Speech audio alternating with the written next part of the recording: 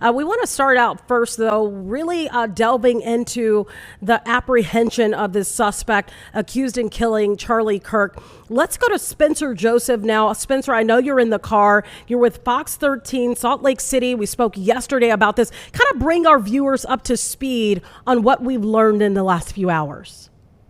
Yeah, so what we've learned in the last few hours is last night after the last press conference, which was held about 8 o'clock our time, Mountain Time, that the FBI and the Utah Department of Public Safety received some information from a family member of 22-year-old Tyler Robinson. They then very quickly apprehended Tyler as the suspect in this case. In fact, we know it was a family member and a roommate that provided the information, as well as maybe a clergy member or some involved in their church here. That those were the individuals that led to the arrest of the suspect, 22-year-old Tyler Robinson. The FBI also saying they received over 7,000 tips as a part of this, the most since the Boston Marathon bombing. We are driving from Salt Lake down to St. George, where the suspect was arrested. It's about 4 hours. We're 2 hours and change into that drive, and our hope is that once we get down there, we're going to get some more answers about who this individual is, and why they would commit this heinous act of violence. Talk about, some of what we heard the governor and Kash Patel mention in terms of in the press conference. They talked about, his digital footprint to some extent. They talked about a little bit about, how they were able to apprehend him. Can you walk us through a little bit maybe of his mindset? We don't know everything, but some of what came out today. Yeah, and a lot of what that is coming from is a Discord in which his roommate was able to share with the FBI and with the Utah Department of Public Safety. It was saying things, talking about being anti-Charlie Kirk, as well as how the weapon was going to be stashed. That's part of the thing. We're actually trying to find a little bit of clarity. We're trying to find a little bit of clarity on that right now, exactly what those messages meant about the weapon being stashed. But that was a part of it. And then as well, one other thing, and we actually talked about this, you and I talked about this yesterday, was the ammunition, that there were some things out there about something on the gun or something on the ammunition. And today it was confirmed that there were some engravings on that ammunition. Some of it was saying anti-fascist things. Others were just kind of internet memes or phrases. So very odd, very, very odd to engrave those on the side of the shell casings, on not only the shell casing of the bullet that was used to kill Charlie Kirk, but also on the other bullets within that gun. There were different engravings on all of those bullets. So that's something that we were able to confirm and learn today as well, which further goes to maybe this individual's mindset. But what we know right now is he certainly was very vocal about the fact that he was not a fan of Charlie Kirk, and these shell casings seem to lead further down this kind of anti-fascist rhetoric that he was hoping to put out there. But again, I think that regardless of anyone's opinion, this is a heinous act of violence, and the governor said as so that, in fact, he used the phrase, we need to get off the off-ramp of political divide in this country and make sure that this act of violence, this act of political assassination does not happen in our country. Yeah, very interesting. You bring up the governor's comments there. He also spoke about, the role that social media is playing in all of this as well. Okay, so let's kind of slow it down a little bit, Spencer, and walk me through this. Do we know exactly what part of Utah Tyler Robinson is from? And kind of, if you do know that information, walk me through, what kind of area that is. Yeah, so in fact, we're heading there right now. He's from Washington County. It's the southwesternmost part of the state. Utah Valley University is far north in Utah, just a little bit south of Salt Lake, the capital city. This is 4 hours down the road. It's much more spread out, much hotter temperatures, I would say it's a more conservative area of the state, the area of Washington County and St. George, um, and is very strange. Most Utahns do not necessarily see the two in terms of the population center of along the Wasatch Front, along the Provo area, the Orem area where Utah Valley University is, and the areas around St. George as physically connected. They're really only connected by I-15, which is what we're on right now, as kind of this main corridor across the state. But there really is not a strong connection between the two in terms of a lot of travel up and down every single day. And like I said earlier, they're about 4 hours apart. So this individual drove up, and they have this on cameras. This individual drove up in a gray Dodge Challenger, and then after the shooting, took that same Dodge Challenger and drove it back. And we've actually gone to the house already. We have a crew that's already down in St. George, and they found a car that matches that description as well outside the home. There is also a very large police presence at what we believe is Robinson's apartment. Those are two separate places. So that's all breaking right now as we're speaking. Those are two things that are actually happening actively right now.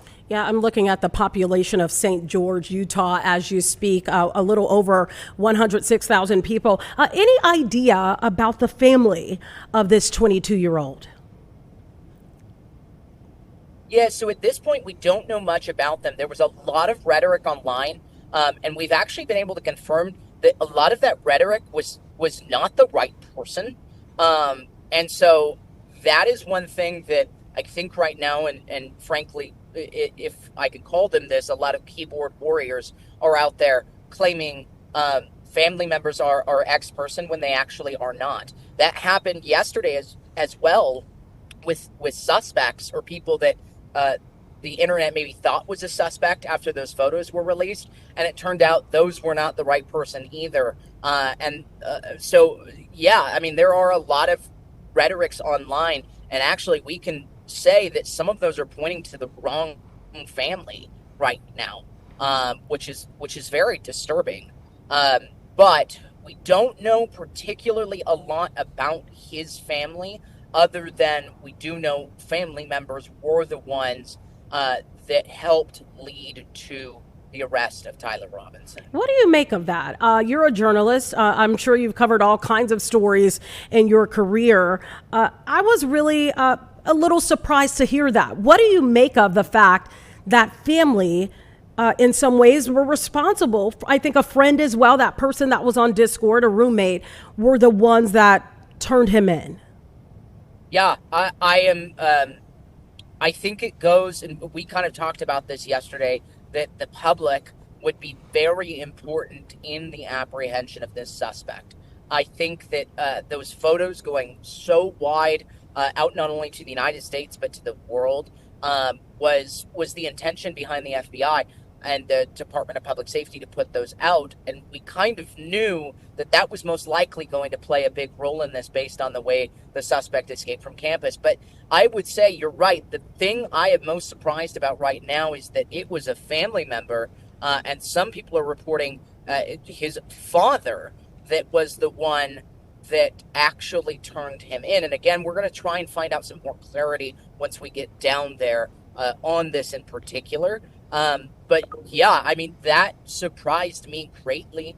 But I think it goes to, that this family member recognized this as very, very wrong, as something that was horrible, not only for his family and for the Utah area, but for the country. And following that, I think this family member felt obligated, regardless of that it was their son or their relative, that this was important to reach out to the FBI.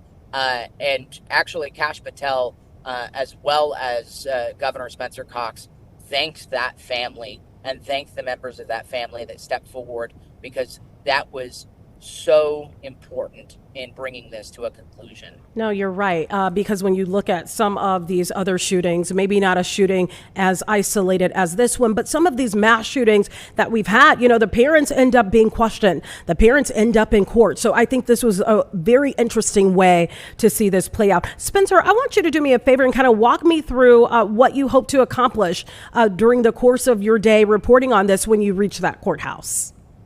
Yeah, I think that the majority of what we're going to be looking for, and me in particular, is the St. George community you mentioned is about 100,000 people, but it feels very much so like a small town.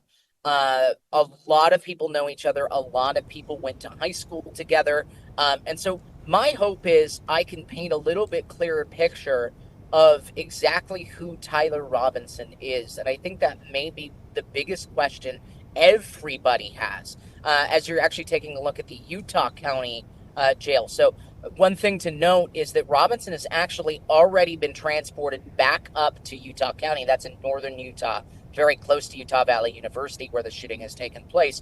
That's the live picture you're taking a look at right now. But this all took place in terms of the arrest down in southern Utah. So very, very large geographic area that this investigation was able to cover. And I believe what Kash Patel said was 33 hours. So that's a very large distance to travel, not only across our state, but looking at all avenues and exploring all of those 7,000 leads as quickly as possible. This lead then coming in and ultimately leading to Robinson's arrest. I find it very interesting in terms of what has been recovered, the gun recovered, the bullets recovered, not just one bullet, which leads me to kind of think here, other people could have been hurt. We know that Charlie Kirk obviously was who he wanted to go after, but other people in that crowd, that was a massive crowd, could have been hurt. How do you think this will play out in the court system? Any idea in terms of the charges that Robinson can be looking at here? Yeah, so I believe those charges have already been announced. I'm going to look them up just momentarily. I believe we already have those documents, and I don't want to. I believe we already have that, so let me look that up. But in terms of one thing that I can absolutely say is that Governor Spencer Cox has already said that they will seek the death penalty in this case. So one charge for sure I know of aggravated murder. I believe there was a couple of others as well. I'm trying to find that. I don't know. What I'm seeing right now, facing capital murder and weapons charges. So a host of charges there. Any other press conferences are you expecting to happen throughout the course of today? We're hoping that we do get some. As you know, this is a lot of clarity. This answers a lot of questions, and especially I think puts the public at ease. One thing you and I were talking about yesterday was the fact that that community around Utah Valley University and the Orem community, while they were out at vigils and were last night as well for Charlie Kirk, that community was concerned that this suspect traveled straight through their community. I think in the conversations I've already had today with individuals, not only in that community, but the Utah community as a whole, I think everyone is much more at ease and thankful that the shooter is in custody so that a lot of people's mourning can start. Because regardless of whether they agreed with Charlie Kirk or not, this truly has rocked the Utah community, as I know it's rocked the American community as well.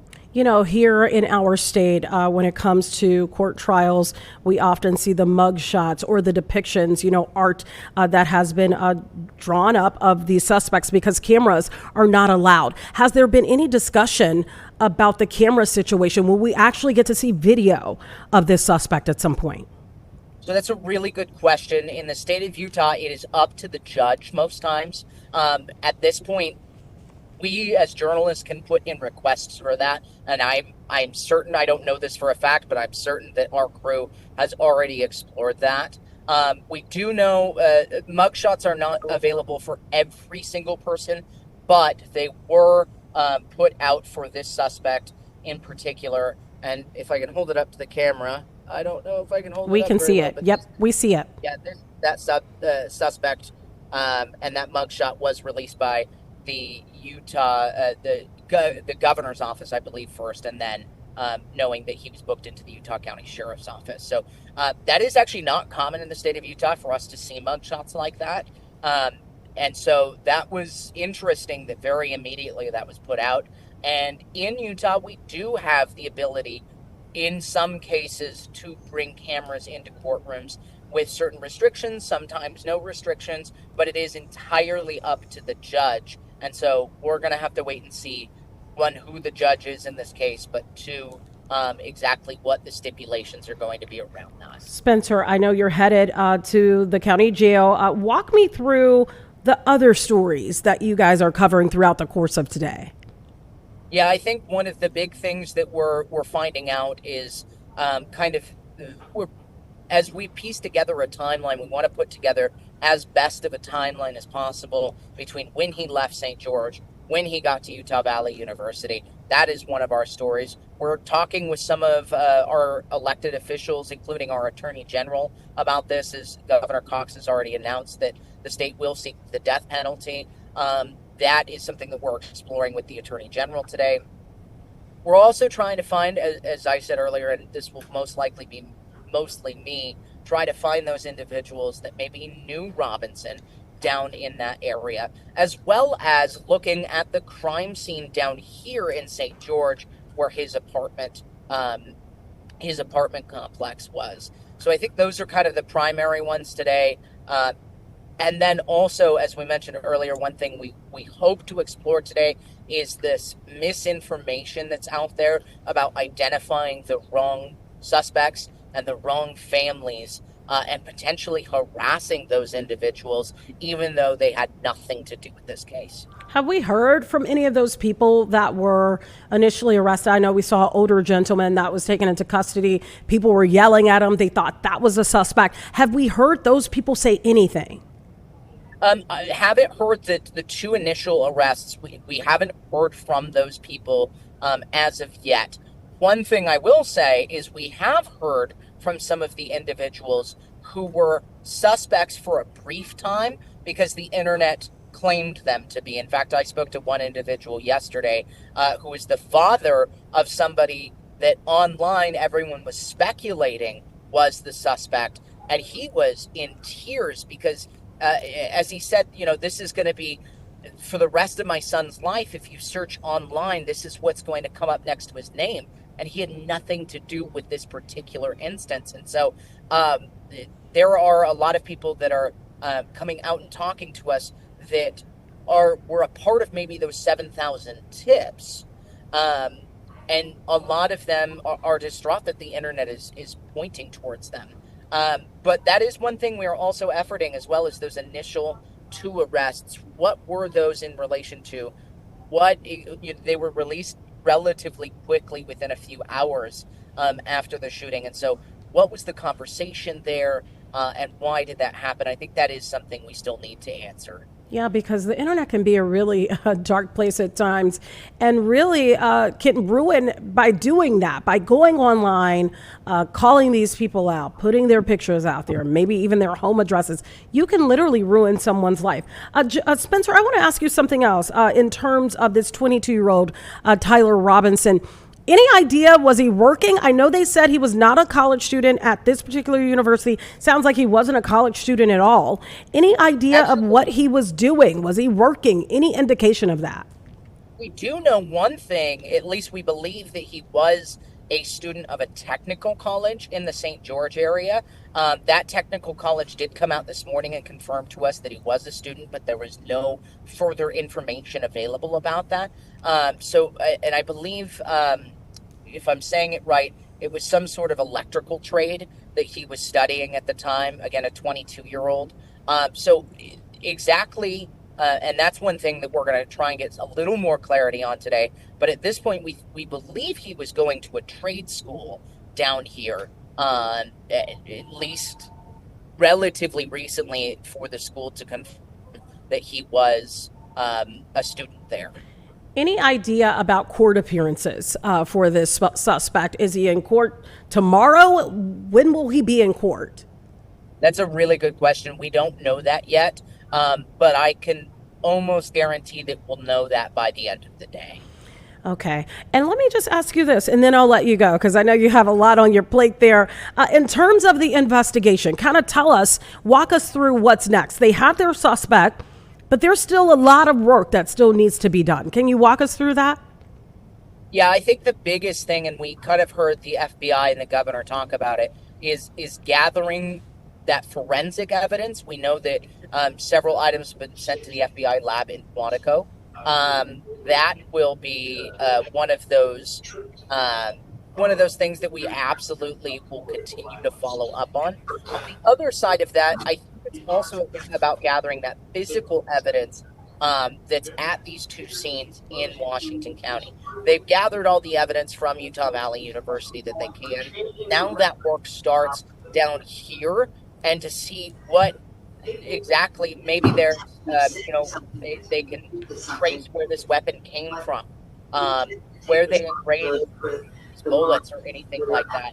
Those will kind of be, I think, where the immediate investigation goes to continue building the case of the alleged assassin. Okay, well, Spencer Joseph, we appreciate your hard work. Anyone that is watching right now, you can follow Spencer on Instagram at Spencer Joseph TV. It has been an absolute pleasure speaking with you over the last 2 days. I know it's been a hard 2 days that we've been talking about this, but definitely you brought insight into all of this, and we really appreciate your perspective, being that you're someone on the ground there in Utah. We thank you so much, and perhaps we'll be talking to you next week as well. Thank you for the hard work, Spencer. All right, thank you.